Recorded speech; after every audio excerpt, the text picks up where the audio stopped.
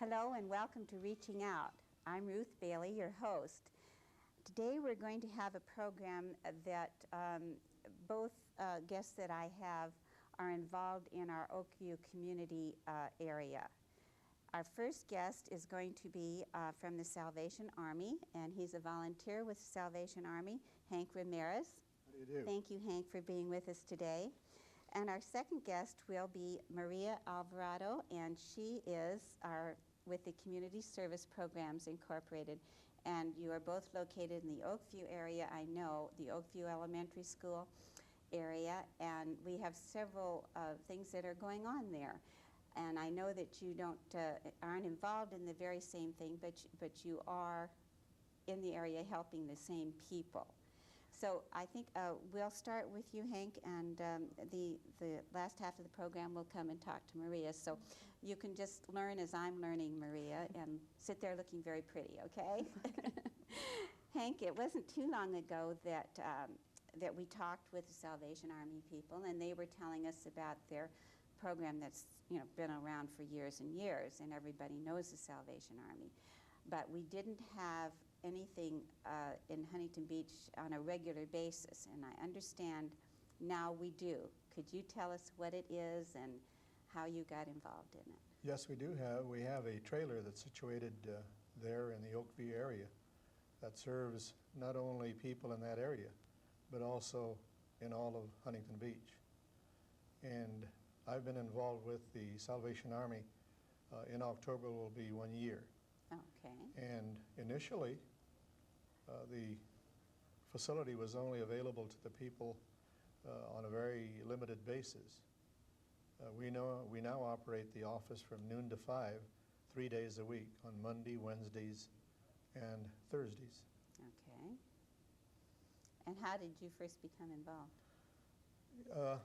Fran Andrade introduced me to the program there, and said perhaps that I'd be interested in serving the people in the community.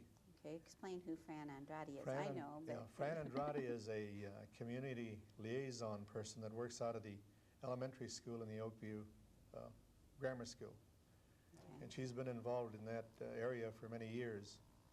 And having read an article about her in the newspaper prompted me to go and see her with a donation.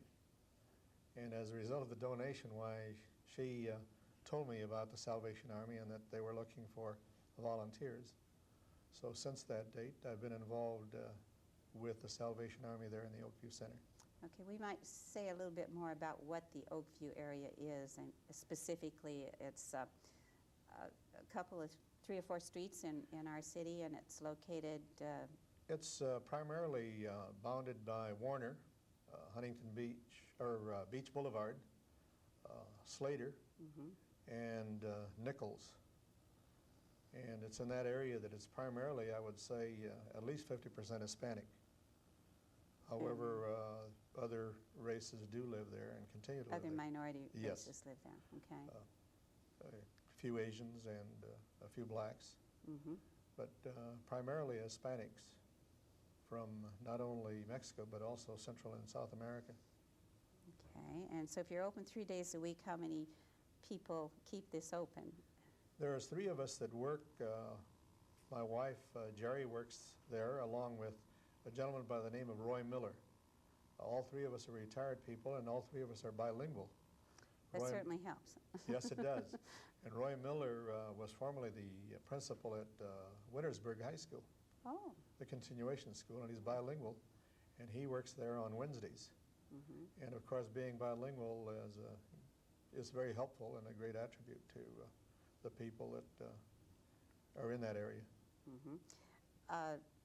What type of services do you The Salvation Army provide? provides a great variety of services. We provide the poor and the homeless with food, not only with food items that we have there, but also a food voucher where they can go to the store and purchase dairy products or meat products or food products.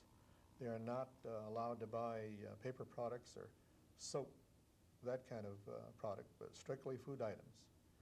We're also able to help people that need clothing or are having problems with their utility bills.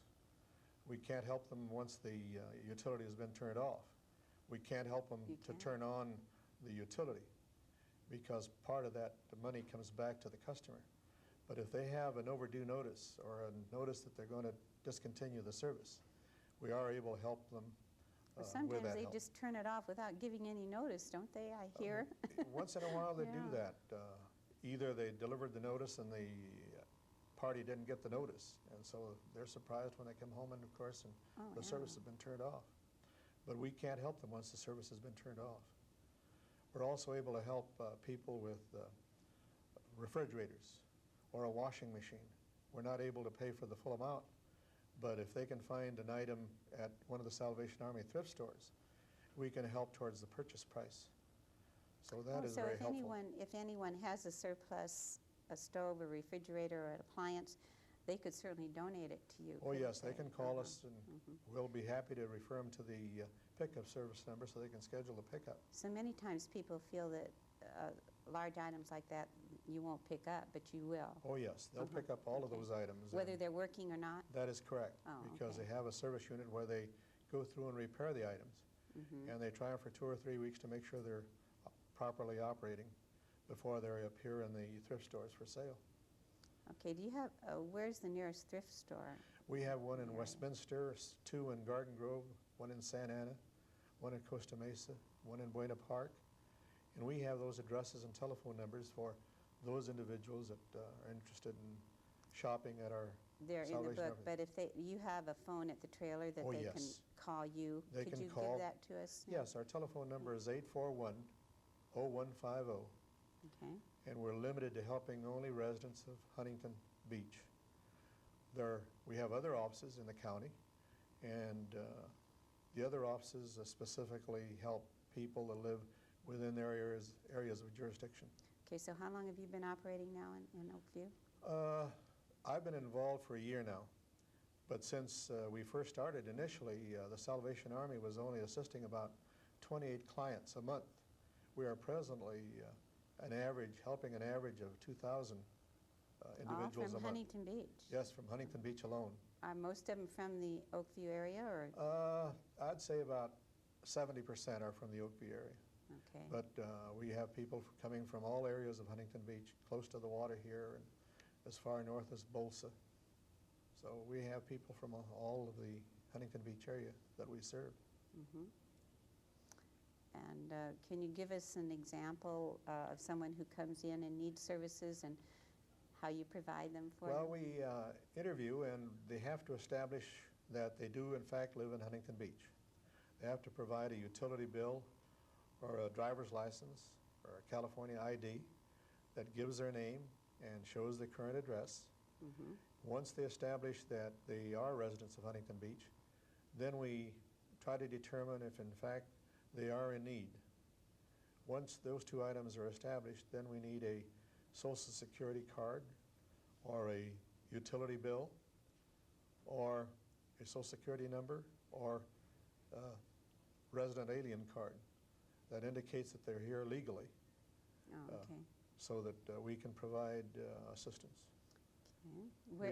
Where does your funding come from? Our funding comes from public donations. It comes from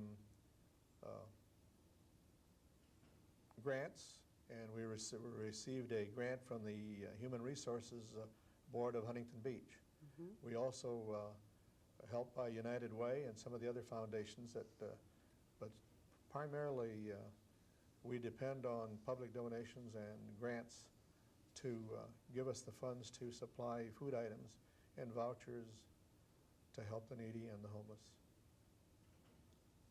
Okay, is there anything that you'd like to say to anyone watching the program that we have? Yes, Yeah. I think Okay. one of the important things that we've been amazed is that primarily for those that are not bilingual, the Hispanic especially, I've been able to help them with completing forms, income tax forms, responding to inquiries from courts, all types of forms that they're not able to read and understand or complete.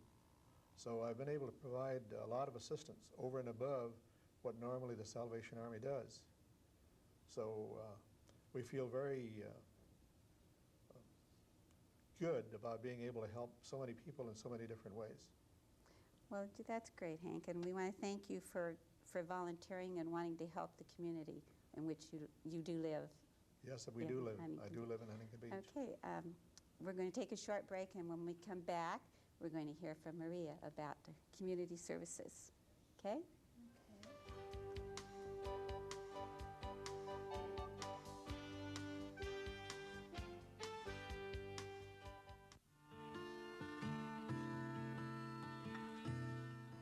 Each year, nearly 50,000 people die throughout our nation unnecessarily because of a traffic accident. To protect yourself and your children, please use your seatbelts. It's your only hope for survival.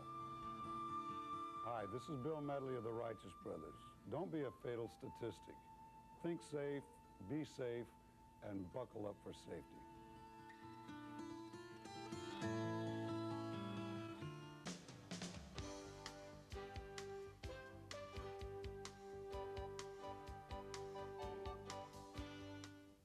Welcome back to Reaching Out.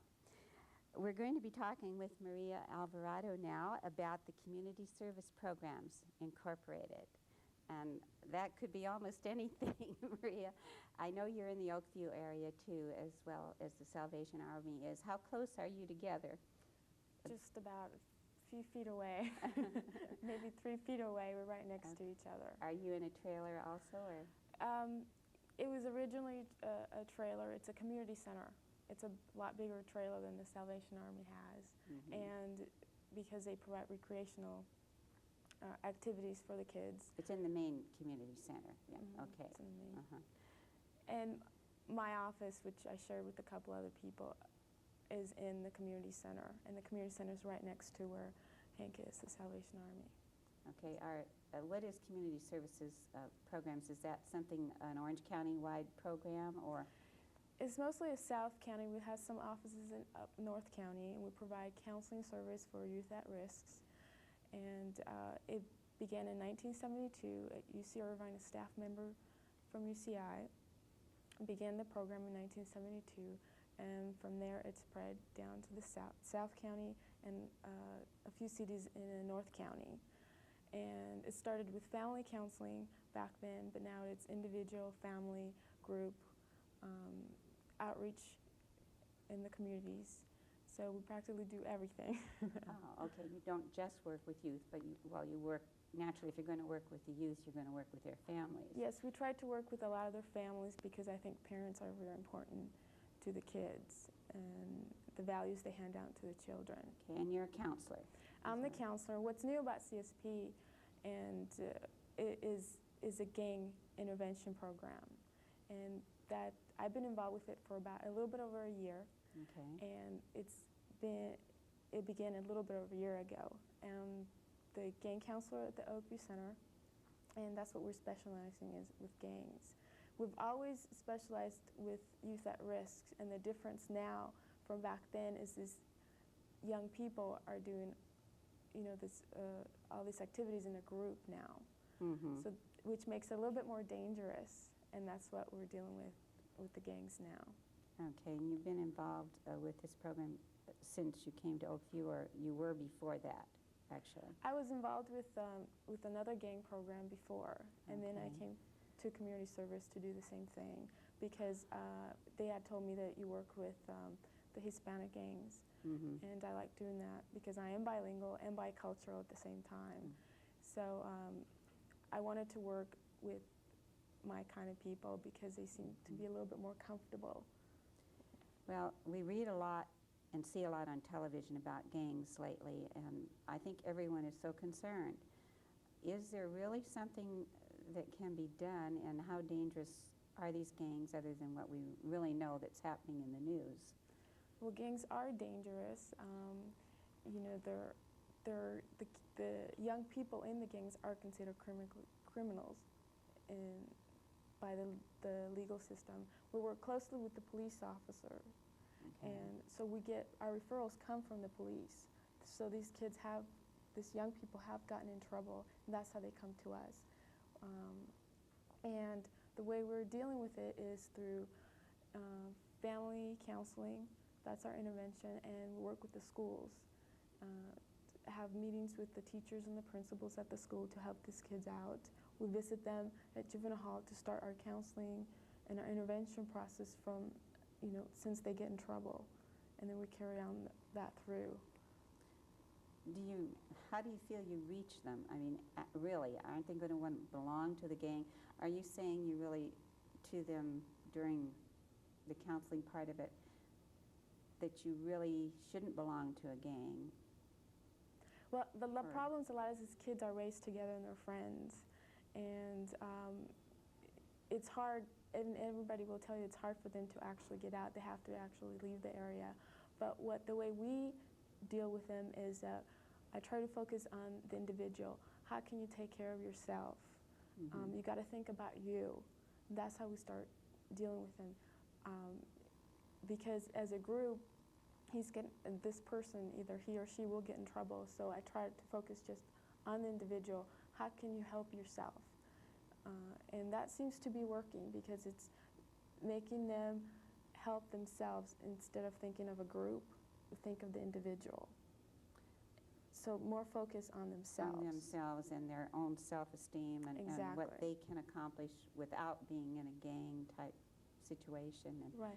It's hard to be in the neighborhood and then being in a gang for a while to just get out of it right away. They do it slowly. That's, part of being in the gang is not going to school. We try to get them back in school. Doing this illegal group activities, we try, you need to stay home a little bit more. A lot of them are in trouble with police, so they are in probation. So they have curfews. So that, with the curfew, not going out at night and going back into school, they have something to do. We make them, we inform them about the activities, the recreation activities. We like them, and we encourage them to be in sports teams. And soccer, basketball, and they really enjoy that, so they'll have something to do.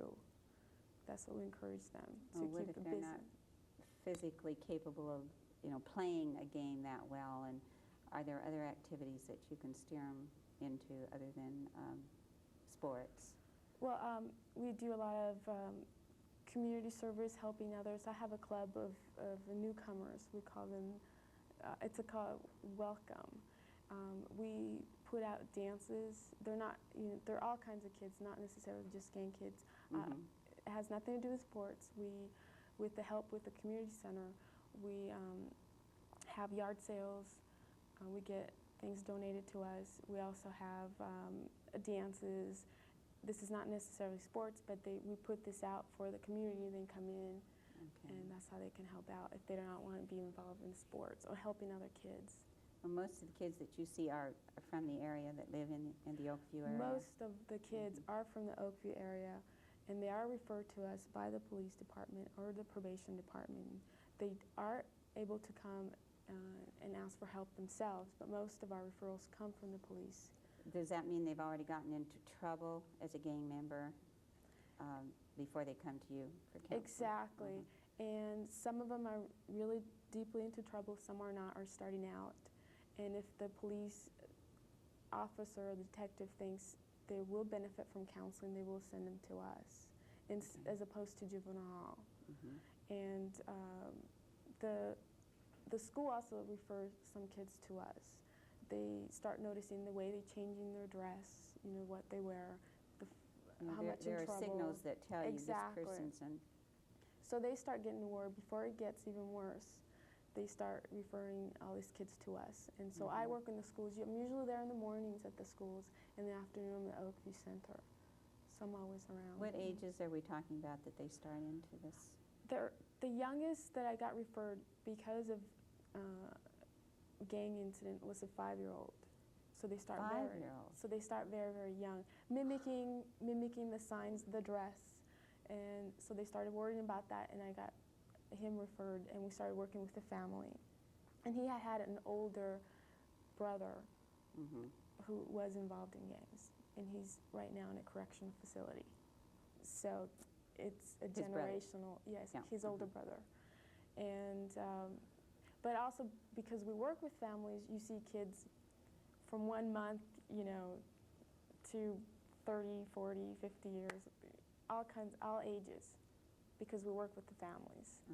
How do the parents feel about? What happens is a lot of the parents don't know what's going on. They don't. Because part of the problem is they don't speak English.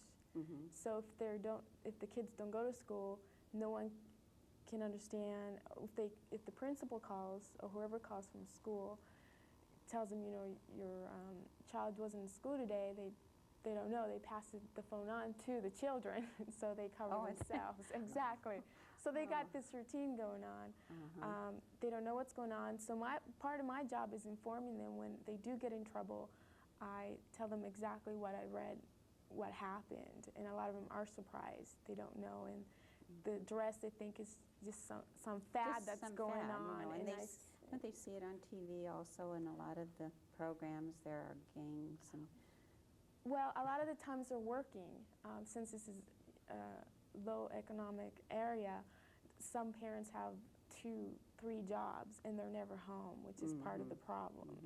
So they never know what's going on. The kids take care of any letters that come in. They read them, they sign them. The kids are really independent at an early age. They get a lot of responsibility that's really the parents' responsibility. So they don't know what's going on. They used to have a project at Oakview Center where there was a group that went around and cleaned up the area itself. They You still have do. that kind of thing. That's Operation Logos, and Right, I can't remember. they do. A lot of the kids are involved in that because they do need the money, and it gives them some self-esteem because they see them around. They say, "Hey, we've cleaned up this place. It looks really nice." It's an older area, but it's not very dirty because of these kids. And then you have the park area. Or is it a couple streets now that you have a little park? Yeah, there's this park area. There's a lot of things in the Oakview community which help me out because when I'm doing some intervention in counseling, I can refer them to a community center. This is the sports that are there. Or you can go volunteer at the school. Sometimes if they do have room and they need help, I will say, do you need anybody? When the parents cannot pay, the fees, I ask them to do community service. I send them to the community center. So we can always use the kids to do something. So you all work together, really. It's a team. I'm always asking for help. I've never run into anybody that's said no to me. Everybody works together really well.